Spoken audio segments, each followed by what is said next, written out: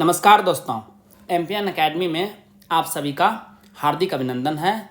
प्रस्तुत है weekly current affairs test series. दोस्तों, इस वीडियो में हम लोग समसामयिक घटनाक्रम पर आधारित 30 महत्वपूर्ण मल्टीपल चॉइस क्वेश्चंस को व्याख्या के साथ हल करेंगे। Friends, the English edition of this video along with its PDF with full description in English is available on MPN Academy app.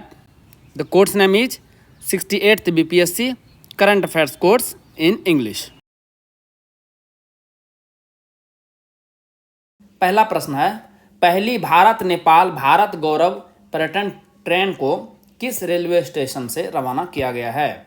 सही जवाब है ऑप्शन नंबर डी, सफदरजंग, नई दिल्ली। भारत से 500 पर्यटकों को लेकर 21 जून को सफदरजंग, नई दिल्ली से रवाना होने के बाद इस ट्रेन की पहली यात्रा यानी रामायण सर्किट कहेंगे इसको, में अयोध्या, नंदीग्राम, वाराणसी, सीतामढ़ी, चित्रकूट, प्रयागराज, हम्पी, पंचवटी जो कि नासिक में है, रामेश्वरम और भद्राचलम जैसे अन्य लोकप्रिय स्थलों के अलावा यह जाएगी कहाँ? जनकपुर, नेपाल के धार्मिक गंतव्य को भी कवर किया गया है। इस ट्रेन ने 8 राज्यों की यात्रा की, उत्तर प्रदेश, बिहार, मध्य प्रदेश, महाराष्ट्र, कर्नाटक, तमिलनाडु, आंध्र प्रदेश और तेलंगाना, और साथ में नेपाल तो है ही। और पूरी जो दूरी थी वो 8000 किलोमीटर की थी। संयुक्त राष्ट्र में भारत की अगली अस्थायी प्रतिनिधि के रूप में किसे नियुक्त किया गया है? सही जवाब है option number C, Ruchira Kamboj. यही है। ये किसकी जगह लेंगी?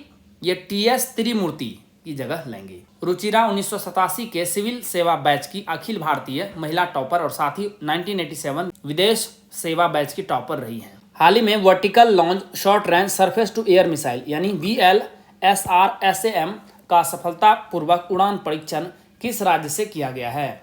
सही जवाब है ऑप्शन नंबर ए, ओडिशा।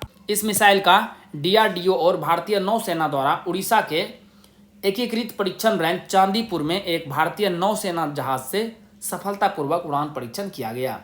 मिसाइल में सी स्कीमिंग टारगेट सहित निकट सीमा पर विभिन्न हवाई खतरों को बेअसर करने की क्षमता है। सी स्कीमिंग एक ऐसी तकनीक है जिसका उपयोग कई एंटी शिप मिसाइलें और कुछ लड़ाकू या स्ट्राइक एयरक्राफ्ट रडार और इंफ्रारेड डिटेक्शन से बचने के लिए करते हैं। राष्ट्रीय जांच एजेंसी NIA का नया महानिदेशक किसे नियुक्त किया गया है? सही जवाब है option number B, Dinkar Gupta. CRPF के महानिदेशक कुलदीप सिंह को YC मोदी की सेवानिवृत्ति के बाद मई 2021 में NIA का अतिरिक्त प्रभार दिया गया था। दिनकर गुप्ता 31 मार्च 2024 तक अपने पद पर बने रहेंगे। इन्होंने 2019 में पंजाब पुलिस के महानिदेशक का पद संभाला था। रूस द्वारा किस यूरोपीय देश को स्कंदर-M मिसाइल सिस्टम स्थानांतरित करने की घोषणा की गई है? सही जवाब है ऑप्शन नंबर सी, बेलारूस। इस मिसाइल प्रणाली के परमाणु और पारंपरिक संस्करणों में बैलिस्टिक या क्रूज मिसाइलों का उपयोग किया जा सकता है। स्कंदर-M मिसाइल को नाटो द्वारा SS-26 स्टोन के रूप में कोड नेम दिया गया है। रूस स्कंदर-M शब्द का प्रयोग ट्रांसपोर्टर इरेक्टर लॉन्च सिस्टम के साथ साथ इसके द्वारा दागी गई कम दूरी की बैलिस्टिक मिसाइल को परिभाषित करने हेतु करता है। इस प्रणाली का उपयोग जमीन से प्रक्षेपित क्रूज मिसाइलों जैसे SSC-7 और SSC-8 को फायर करने के लिए किया जा सकता है। जो छात्र इस YouTube चैनल पर जारी सभी करंट अफेयर्स वीडियोस की PDF प्राप्त करना चाहते हैं उनके लिए यहाँ जानकारी दी जा रही है। सबसे पहले आइए समझते हैं कि आपको MPN academy current affairs PDFs की आवश्यकता क्यों है। MPN एकेडमी PDFs ही क्यों? दोस्तों, हमने करके दिखाया है। पिछले 3 वर्षों में 4 महत्वपूर्ण एग्जाम्स हुए हैं और उसमें MPN एकेडमी का परफॉर्मेंस कैसा रहा है आइए आपको दिखाते हैं। 66वीं BPSC प्रीलिम्स का एग्जाम हुआ था 2020 में 27 दिसंबर को, जिसमें से 41 प्रश्न पूछे गए थे करंट अफेयर्स सेक्शन से। 36 प्रश्न टैली हुआ है MPN एकेडमी PDF से। परफॉर्मेंस कितना रहा? 87.80%। 2021 में BPSC द्वारा कोई एग्जाम कंडक्ट नहीं कराया गया था, तो हमने सेकेंड बेस्ट एग्जाम को लिया है Bihar SI prelims exam 2021। Shift 1 और शिफ्ट 2 दोनों मिला करके 36 करंट अफेयर्स से क्वेश्चन पूछे गए थे, जिसमें से 31 टैली हुआ है एमपीएन अकेडमी पीडीएफ से। परफॉर्मेंस रहा 86.11%। यह एग्जाम 26 दिसंबर को हुआ था। 2022 में 2 परीक्षा हुई है। एक परीक्षा तो रद्द हो गई है, कैंसिल हो गई है पेपर लीक के कारण से। 67वीं बीपीएससी पीटी परीक्षा 2022 8 मई को यह एग्जाम हुआ था, जिसमें से 30 प्रश्न करंट अफेयर्स सेक्शन से पूछे गए थे। 26 टैली हुआ है एमपीएन अकेडमी पीडीएफ से। परफॉर्मेंस रहा है 86.77%। अभी रिसेंटली बीपीएससी सीडीपीओ प्रारंभिक परीक्षा हुई है 15 मई को, जिसमें 35 करंट अफेयर सेक्शन से क्वेश्चंस पूछे गए थे। 30 प्रश्न टैली हुआ है एमपीएन अकेडमी पीडीएफ से। परफॉर्मेंस रहा है 85.71%। तो आपने देखा कि किस प्रकार से पिछले 4 परीक्षा में 85% से ज़्यादा प्रश्न MPN academy current affairs PDF से टैली हुआ है। दोस्तों, इन सारे एग्जाम्स में पूछे गए करंट अफेयर्स क्वेश्चन और एमपीएन अकेडमी में कहां से टैली हुआ है पूरे प्रमाण के साथ वीडियो यूट्यूब पे भी मिल जाएगी और टेलीग्राम पे भी मिल जाएगी। टेलीग्राम पे सर्च करेंगे एमपीएन अकेडमी और इस प्रकार से ये लोगो दिखेगा, वहां पर आप ज्वाइन कर लेंगे। दोस्तों, यदि आप 67वीं बीपीएससी प्रीलिम्स का री एग्जाम देने वाले हैं या 68वीं बीपीएससी प्रीलिम्स का एग्जाम देने वाले हैं तो आपको ये वीडियो जरूर देखनी चाहिए। इससे आपको करंट अफेयर्स सेक्शन में रिसेंट ईयर्स में किस प्रकार के क्वेश्चंस पूछे जाते हैं, पैटर्न का पता चलेगा। साथ ही साथ एमपीएन अकेडमी पीडीएफ को कैसे इस्तेमाल आपको करना है ये भी पता चलेगा। आइए अब चर्चा करते हैं कि इन पीडीएफ कोर्स में किस प्रकार की सामग्री मिलेगी आपको। दोस्तों, 67वीं बीपीएससी और 68वीं बीपीएससी दोनों का कोर्स उपलब्ध है करंट अफेयर्स का। इन करंट अफेयर्स के साल भर के कंटेंट को रिवाइज करने में आपको केवल 18 घंटे का समय लगेगा। कैसे? देखिए, 3 प्रकार के कंटेंट आपको प्रोवाइड किए जाते हैं। साप्ताहिक current affair test series MCQs format में राष्ट्रीय और अंतर्राष्ट्रीय लेवल का। इसमें आपको 50 पीडीएफ मिलेगा साल भर में। 1 महीने में 4 पीडीएफ मिलती है, तो 12 महीने का 48 पीडीएफ हो गया। एक इकोनॉमिक सर्वे और एक बजट, कुल मिला के 50 पीडीएफ। एक पीडीएफ को रिवाइज करने में आपको 6 मिनट का समय लगेगा। तो कुल 5 घंटे में आप इन weekly current affair test series को अच्छे से रिवाइज कर पाएंगे। सेकेंड नंबर पे है मासिक current affairs, monthly current affairs short notes में। ये आपको राष्ट्रीय और अंतर्राष्ट्रीय लेवल का मिलेगा। 12 महीने का 12 पीडीएफ। एक पीडीएफ को रिवाइज करने में लगभग आधा घंटा का समय लगेगा। तो कुल 6 घंटे में आप इसे भी समाप्त कर देंगे। थर्ड नंबर का कंटेंट है वो है Bihar monthly current affairs, Bihar मासिक करंट अफेयर्स। इसमें एमसीक्यूज भी मिलेगी और शॉर्ट नोट्स भी मिलेगी। इसमें 14 पीडीएफ मिलेंगे, 12 महीने के 12 पीडीएफ, एक इकोनॉमिक सर्वे और एक बजट। एक पीडीएफ को रिवाइज करने में लगभग 30 मिनट का समय लगेगा। तो कुल 7 घंटे में इसे भी आप रिवाइज कर लेंगे। तो कुल 18 घंटे में आप एक साल भर के कंटेंट को रिवाइज कर लेंगे। ध्यान में रखिएगा कि 67वीं बीपीएससी का जो एग्जाम है वो काफ़ी डिले हो गया है। इसे आपको नवंबर 2020 से स्टडी करना है और एग्जाम डेट से जस्ट 1 महीने पहले तक। तो लगभग 1.5 साल का कंटेंट आपको स्टडी करना है इसमें। तो लगभग आपको 25 घंटे का समय लगेगा, एक बार आप रिवाइज कर पाएंगे। यदि एग्जाम से पहले 5 से 6 बार आप रिवाइज कर लेंगे तो आपका परफॉर्मेंस आश्चर्यजनक तरीके से बढ़ जाएगा। 68वीं बीपीएससी के लिए कंटेंट जनवरी 2022 से दिया जा रहा है। दोस्तों, आपको ये पीडीएफ मिलेगा कैसे? आपको एमपीएन अकेडमी ऐप डाउनलोड करना है जो कि गूगल प्ले स्टोर पर अवेलेबल है। आप एमपीएन अकेडमी सर्च कीजिए, वहां पर आपको ये लोगो दिख जाएगा। ऐप को इंस्टॉल करने के बाद सबसे नीचे देखेंगे तो स्टोर सेक्शन मिलेगा आपको ऐप पर। वहां पर क्लिक कीजिए और 67वीं या 68वीं बीपीएससी करंट अफेयर्स का कोर्स सेलेक्ट कीजिए। जैसे उसे सेलेक्ट करेंगे तो वहां पर आपको पेमेंट का लिंक मिल जाएगा। बहुत ही रीजनेबल प्राइस पर ये सारे पीडीएफ आपको मिल जाएंगे। शुल्क का भुगतान करें और सभी पीडीएफ आपको कंटेंट सेक्शन में वहां पर उपलब्ध हो जाएगा। किस देश द्वारा जुलजाना नामक एक ठोस ईंधन वाला रॉकेट लॉन्च किया गया है? सही जवाब है option number A, Iran. Zuljanah 25.5 metre लंबा ईरानी सैटेलाइट लॉन्च व्हीकल है। यह 220 किलोग्राम के पेलोड या उपग्रह को पृथ्वी से 500 किलोमीटर ऊपर स्थित कक्षा में ले जाने में सक्षम है। यह सैटेलाइट लो अर्थ ऑर्बिट में डेटा एकत्र करने के साथ साथ ईरान के अंतरिक्ष उद्योग को बढ़ावा देगा।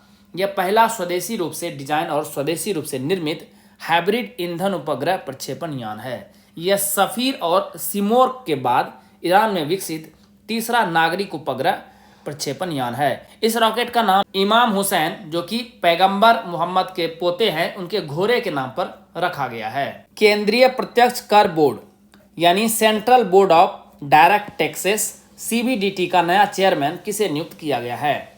सही जवाब है ऑप्शन नंबर ए, नितिन गुप्ता। नितिन गुप्ता 1986 बैच के भारतीय राजस्व सेवा के अधिकारी हैं तथा अगले वर्ष सितंबर में सेवानिवृत्त होने वाले हैं। वर्तमान में बोर्ड में 5 सदस्य हैं। 1985 बैच की IRS अधिकारी अनुजा सारंगी सबसे वरिष्ठ सदस्य है। अन्य सदस्यों में सुभाश्री अनंत कृष्णन और प्रज्ञा सहाय सक्सेना शामिल हैं। डेयरी और पशुपालन मंत्रालय द्वारा किस शहर में one health pilot project launch किया गया है? सही जवाब है ऑप्शन नंबर बी, बेंगलुरु में। वन हेल्थ पायलट प्रोजेक्ट को भारतीय उद्योग परिसंघ यानी CII और bill and Melinda Gates foundation के कार्यान्वयन भागीदारों के रूप में पशुपालन और डेयरी विभाग द्वारा शुरू किया गया है। प्रोजेक्ट भविष्य में कोविड-19 महामारी जैसी जूनोटिक बीमारी के प्रकोप को रोकने के लिए समाधान प्रस्तुत करने हेतु मानव, पशु तथा पर्यावरण स्वास्थ्य के हितधारकों को एक मंच पर लाएगा। इस पायलट प्रोजेक्ट की सफलता से केंद्र को राष्ट्रीय वन हेल्थ रोड मैप विकसित करने में मदद मिलेगी। 2023 में G20 की बैठक भारत के किस केंद्र शासित प्रदेश में होगी? सही जवाब है ऑप्शन नंबर डी, जम्मू और कश्मीर। विदेश मंत्रालय ने कहा कि भारत 1 दिसंबर 2022 से G20 की अध्यक्षता करेगा तथा 2023 में पहली बार G20 नेताओं के शिखर सम्मेलन का आयोजन करेगा। केंद्र शासित प्रदेश के आवास एवं शहरी विकास विभाग के प्रधान सचिव समिति के अध्यक्ष होंगे। केंद्र शासित प्रदेश प्रशासन ने बैठकों के समग्र समन्वयन के लिए 23 जून को 5 सदस्यीय उच्च स्तरीय समिति का गठन किया। केंद्रीय वाणिज्य एवं उद्योग मंत्री पीयूष गोयल को सितंबर 2021 को G20 के लिए भारत का दूत नियुक्त किया गया था। नया इंटेलिजेंस ब्यूरो प्रमुख किसे नियुक्त किया गया है? सही जवाब है ऑप्शन नंबर ए, तपन डेका। इनका कार्यकाल 2 साल का होगा। इन्होंने अरविंद कुमार की जगह ली, जिनका विस्तारित कार्यकाल 24 जून को समाप्त हो गया। डेका फिलहाल IB की अभियान शाखा की जिम्मेदारी संभाल रहे थे। Research and analysis wing Rao के वर्तमान प्रमुख कौन हैं? सही जवाब है ऑप्शन नंबर डी, सामंत कुमार गोयल। न्यूज में क्यों है? केंद्र सरकार ने राव प्रमुख सामंत गोयल का कार्यकाल 1 साल के लिए बढ़ा दिया है। राव प्रमुख 1984 बैच के पंजाब कैडर के IPS अधिकारी हैं। अब वे 30 जून 2023 तक इस पद पर बने रहेंगे। सामंत गोयल का पिछले साल भी 1 साल का कार्यकाल बढ़ाया गया था। T20 अंतर्राष्ट्रीय क्रिकेट मैच में विकेट लेने वाले पहले भारतीय कप्तान कौन बन गए हैं? सही जवाब है ऑप्शन नंबर सी, हार्दिक पांड्या। यह उपलब्धि हार्दिक ने आयरलैंड के खिलाफ पहले T20 इंटरनेशनल मैच के दौरान हासिल की। हार्दिक ने अपनी कप्तानी डेब्यू में ही आयरलैंड टीम को 7 विकेट से पटकनी दी।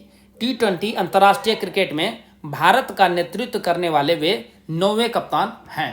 भारतीय T20 टीम की कप्तानी हार्दिक से पहले वीरेंद्र सहवाग, MS धोनी, सुरेश रैना, अजिंक्य रहाणे, विराट कोहली, रोहित शर्मा, शिखर धवन और ऋषभ पंत कर चुके हैं। इन्होंने कभी किसी भी मैच में बतौर कप्तान कोई विकेट नहीं लिया। अर्जुन युद्धक टैंक से टैंक रोधी निर्देशित मिसाइल ATGM का सफल परीक्षण हाल ही में किस राज्य से किया गया? सही जवाब है ऑप्शन नंबर डी, महाराष्ट्र। रक्षा मंत्रालय ने कहा कि DRDO और भारतीय सेना ने महाराष्ट्र के अहमदनगर में KK रेंज में स्वदेशी निर्मित एंटी टैंक गाइडेड मिसाइल यानी ATGM का सफल परीक्षण किया। ATGM को मल्टी प्लेटफॉर्म लॉन्च क्षमता के साथ विकसित किया गया है और वर्तमान में MBT अर्जुन की 120 मिलीमीटर राइफल्ड गन से इसके तकनीकी मूल्यांकन का परीक्षण चल रहा है। महाराष्ट्र के किस जिले का नाम बदलकर संभाजी नगर कर दिया गया है? सही जवाब है option number B, Aurangabad. Aurangabad का नाम बदलने की मांग उद्धव ठाकरे की राजनीतिक पार्टी शिवसेना लंबे समय से कर रही थी। संभाजी मराठा राज्य छत्रपति शिवाजी के सबसे बड़े पुत्र थे, जिनके नाम पर पार्टी का नाम रखा गया। औरंगाबाद को इसका नाम 17वीं शताब्दी में जब मुगल साम्राज्य औरंगजेब इस क्षेत्र का गवर्नर था तब रखा गया था। रणजी ट्रॉफी 2021-22 का खिताब किस टीम ने जीता है? सही जवाब है option number D, Madhya Pradesh. Madhya Pradesh ने बेंगलुरु में खेले गए फाइनल में 41 बार की चैंपियन मुंबई की टीम को 6 विकेट से हराकर पहली बार यह खिताब जीत लिया है। फाइनल में मध्य प्रदेश के यश दुबे, शुभम शर्मा और रजत पाटीदार ने शतक बनाए। मध्य प्रदेश की टीम 1998-99 सीजन के बाद पहली बार रणजी के फाइनल में पहुंची थी। 2020-21 रणजी ट्रॉफी टूर्नामेंट को कोविड-19 महामारी के कारण रद्द कर दिया गया था। अमेरिकी राष्ट्रपति जो बाइडेन ने पूर्व सैनिक यानी वेटरन्स मामलों के विभाग में जनरल काउंसिल के पद पर किसे नामित किया है? सही जवाब है option number C, Anjali Chaturvedi. White House की वेबसाइट के मुताबिक प्रमुख भारतीय अमेरिकी कानून विशेषज्ञ अंजलि चतुर्वेदी अमेरिकी न्याय विभाग के अपराध प्रभाग में उप सहायक अटॉर्नी जनरल हैं। चतुर्वेदी को US department of veteran affairs में जनरल काउंसिल के पद पर यूएस राष्ट्रपति जो बाइडेन द्वारा नामित किया गया है। झारखंड और आंध्र प्रदेश के बाद यूरेनियम खनन में प्रवेश करने वाला तीसरा राज्य कौन बन गया है? सही जवाब है option number D, Rajasthan. Rajasthan में यूरेनियम का विशाल भंडार मिला है। सीकर के खंडेला इलाके में खनन शुरू करने की तैयारी जोरों पर है। यूरेनियम और इससे जुड़े खनिजों के विशाल भंडार 1000 से भी ज्यादा हेक्टेयर क्षेत्र में पाए गए हैं। दुर्लभ खनिज मिलने से राजस्थान में रोजगार और निवेश दोनों के रास्ते खुल गए हैं। ड्रोन स्टार्टअप गरुड़ एरोस्पेस ने किस देश में अपना पहला एरोस्पेस प्लांट स्थापित करने के लिए हिलसे ग्लोबल, जो कि हिलसे ड्रोन बनाती है, के साथ समझौता किया है? सही जवाब है option number D, Malaysia.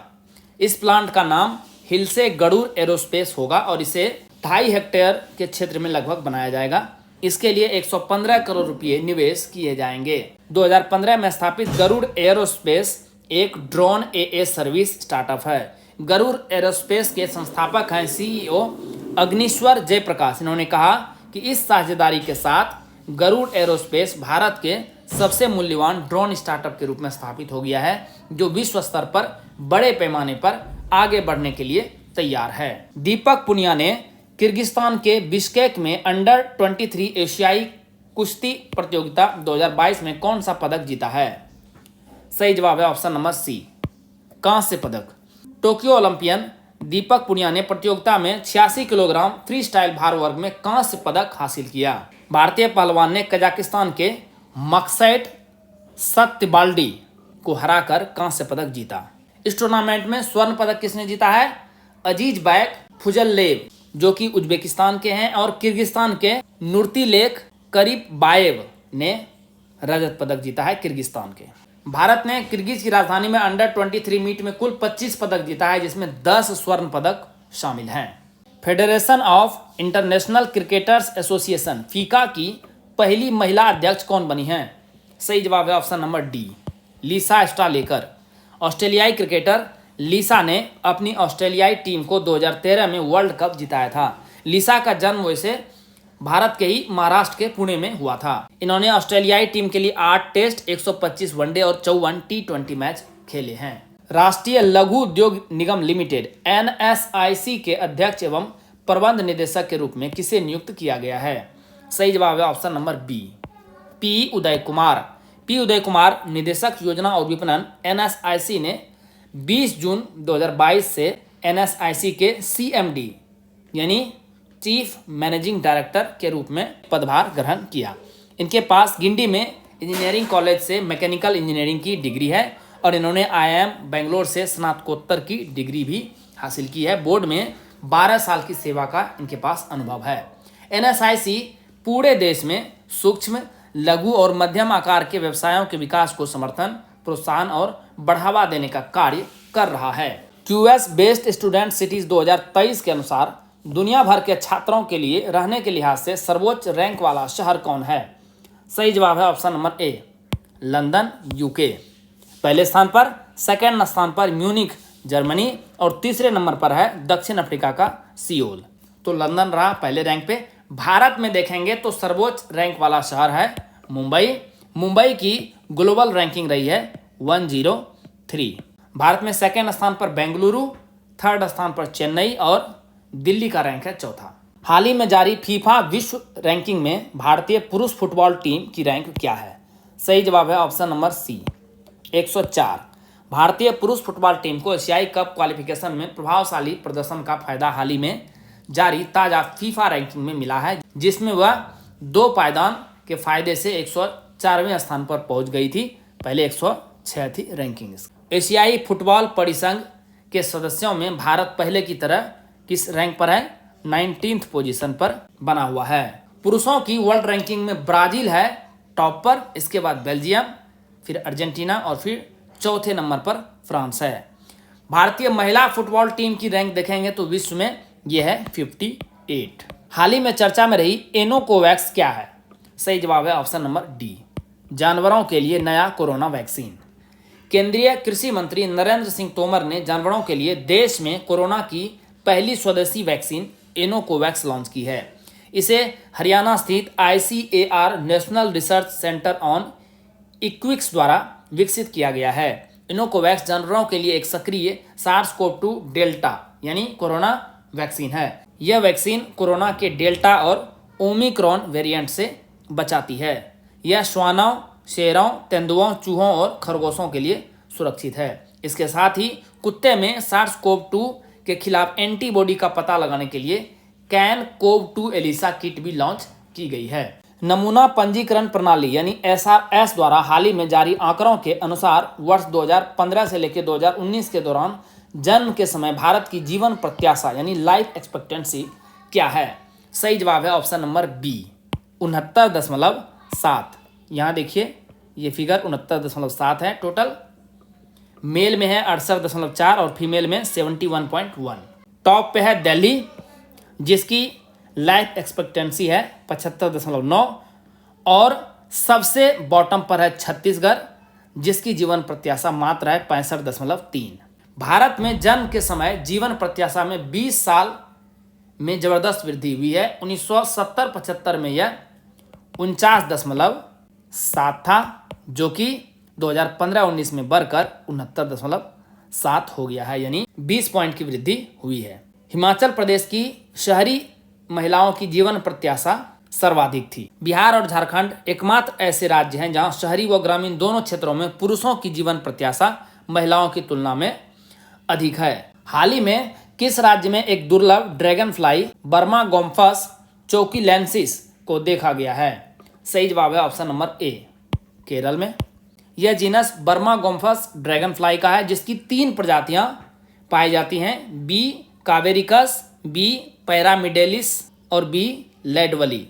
B लेडवली संपूर्ण पश्चिमी घाट में पाई जाती है जबकि बी कावेरिकस कम मात्रा में पाई जाती है, जबकि बी पैरामिडेलिस पश्चिमी घाटों के साथ साथ प्रायद्वीपीय भारत में भी पाए जाते हैं। केंद्रीय आवास और शहरी मंत्री हरदीप सिंह पुरी ने नई दिल्ली में निर्माण श्रमिकों के कौशल प्रशिक्षण के लिए किस नाम से एक अभिनव परियोजना राष्ट्रीय पहल का शुभारंभ किया है? सही जवाब है ऑप्शन नंबर ए, निपुण।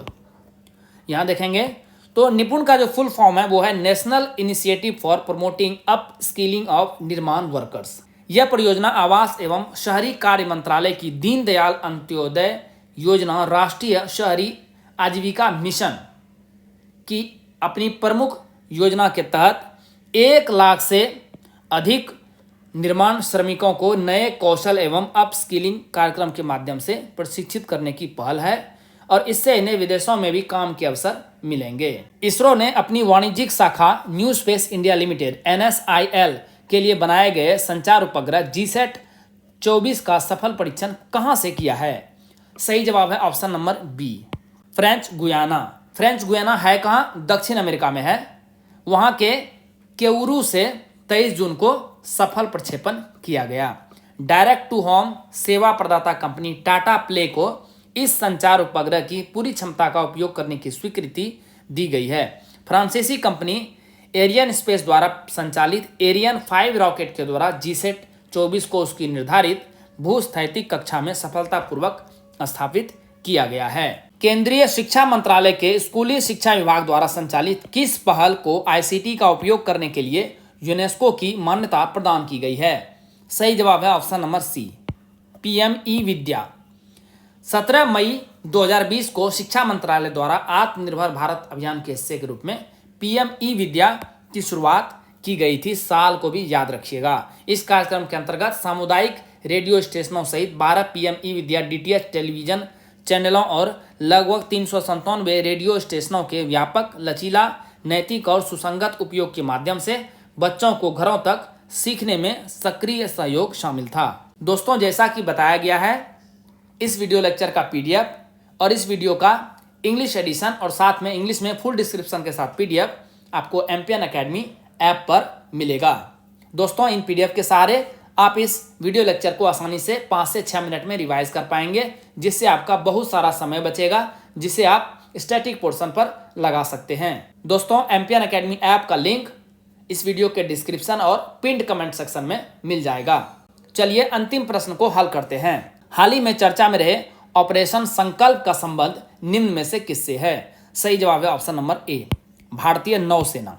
भारतीय नौसेना ने भारतीय जहाजों की सुरक्षा सुनिश्चित करने के उपाय के रूप में फारस की खाड़ी यानी पर्शियन गल्फ और ओमान की खाड़ी यानी गल्फ ऑफ ओमान में ऑपरेशन संकल्प शुरू किया है। भारतीय नौसेना का स्टील्थ फ्रिगेट INS तलवार वर्तमान में भारत के समुद्री हितों की सुरक्षा के उद्देश्य से खाड़ी क्षेत्र में भारतीय नौसेना की उपस्थिति के लगातार तीसरे वर्ष में ऑपरेशन संकल्प के लिए तैनात है। जून 2019 को ओमान की खाड़ी में व्यापारी जहाजों पर हुए हमले के बाद खाड़ी क्षेत्र में खराब होती सुरक्षा को ध्यान में रखते हुए भारतीय नौसेना ने हॉर्मुज जल संधि यानी स्ट्रेट ऑफ हॉर्मुज से गुजरने वाले भारतीय ध्वज धारक पोतों की सुरक्षित यात्रा सुनिश्चित करने के लिए 19 जून 2019 को खाड़ी क्षेत्र में इस ऑपरेशन की शुरुआत की थी।